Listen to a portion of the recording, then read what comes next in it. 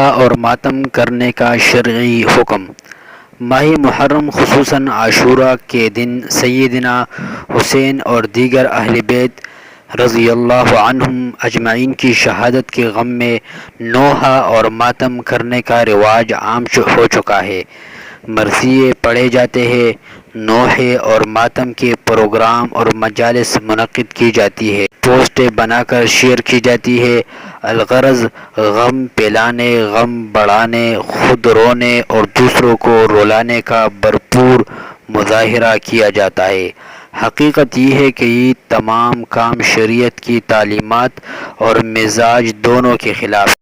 قرآن و سنت سے واقف اور ان کے پیروکار اہل سنت والجماعت نے کبھی ان کو جائز قرار نہیں دیا کہ اہل سنت والجماعت سے زیادہ حضرت حسین اور شہدائے کربلا رضی اللہ عنہم کے مقام اور مرتبے کو سمجھنے والا کون ہے؟ یہی